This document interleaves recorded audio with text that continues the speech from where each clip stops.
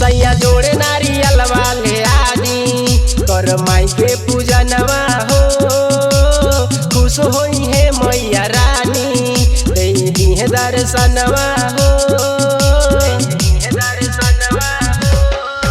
सैया जोड़े नारियल वाले आदि कर माई के पूजनवा हो। खुश होई है मैया रानी दे दिहे दर्शनवा हो। जानी सोची न देर तनी कारी होई जाई तैयार। सैया ले आई बजी माई के चुनरिया गोटेदार। जवन चमकत होई जी लाले कलर चटकार। सैया ले आई बजी माई के चुनरिया गोटेदार।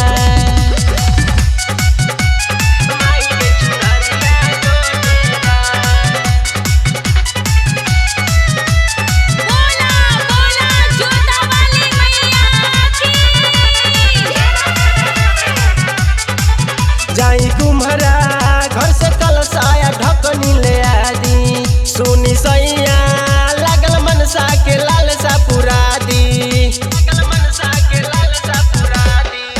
जाई कुम्हरा घर से कलसाया ढकनी ले आदि। सुनी सैया लागल मनसा के लालसा पुरा दी।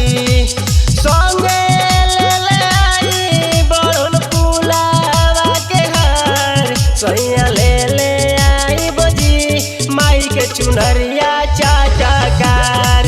जवन चमकत होई जी लाले कलर चटकार। सैया ले आई बजी माई के चुनरिया गोटेदार।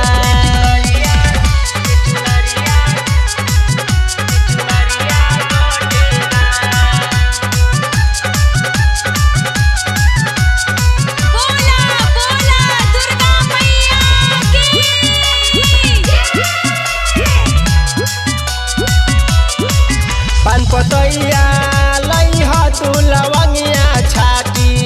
9 दिना बार बलई ह कपास के बाती। पान पतैया लई ह तू लवंगिया छाती। 9 दिना बार बलई ह कपास के बाती। सुना सुनील बला मुआ अपना होई इंतजार। सैया ले आई बजी माई के चुनरिया चाचाकार। जवन चमकत होई जी लाले कलर चटकार। सैया ले आई बजी माई के चुनरिया